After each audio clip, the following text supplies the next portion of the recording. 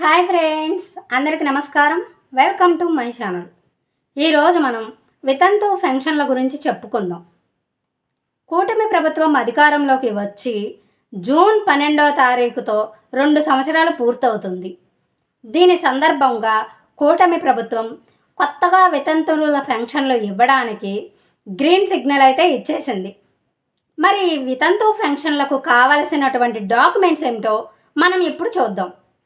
ఈ వితంతు పెన్షన్లకు కావలసినటువంటి డాక్యుమెంట్స్ ఏమిటంటే, ముందుగా రేషన్ కార్డు కావాలి.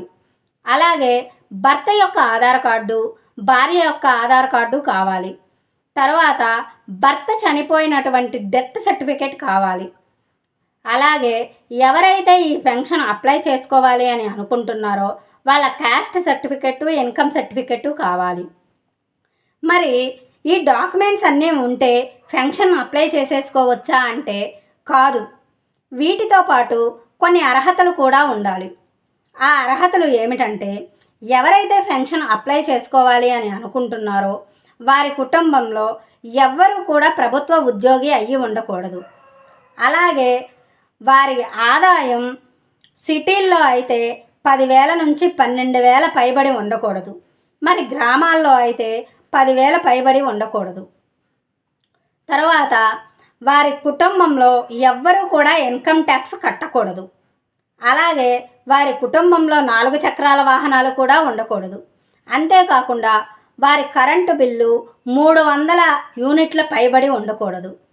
అంతేకాకుండా వారి కుటుంబంలో ఎవ్వరికి కూడా 100 గజాల పైబడి స్థలం ఉండకూడదు. వీటన్ని అర్హతలకు అర్హులైతే నేను చెప్పినటువంటి డాక్యుమెంట్స్ అన్నీ తీసుకొని సచివాలయంలో ఉండేటువంటి వెల్ఫేర్ సెక్రటరీని కలవండి. ఇప్పుడు నేను చెప్పినటువంటి విషయం మీకు అర్థమైందని నేను అనుకుంటున్నాను. అయితే సచివాలయ సిబ్బంది ఏమంటున్నారంటే, మాకు ఇంకా గైడ్లైన్స్ రాలేదు, ఆర్డర్లు రాలేదు, జూన్ 12వ తారీఖున ఈ గైడ్లైన్స్ వస్తాయని చెప్తున్నారు. అయితే ఈ జూన్ 12వ తారీఖున ఎందుకంటే కూటమి ప్రభుత్వం ఈ జూన్ 12వ తారీఖుతో అధికారంలోకి వచ్చి 2 సంవత్సరాలు పూర్తవుతుంది.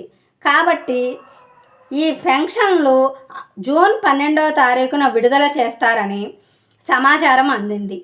ఈ పెన్షన్కు ఎవరైనా అర్హులు అయితే ఈ పెన్షన్ని జూన్ 12వ తారీఖున సచివాలయంలోకి వెళ్ళి అప్లై చేసుకోండి.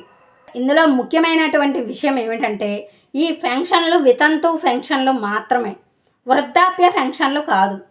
నేను చెప్పినటువంటి వీడియో మీకు నచ్చినట్లయితే లైక్ చేయండి, షేర్ చేయండి, సబ్స్క్రైబ్ చేసుకోండి.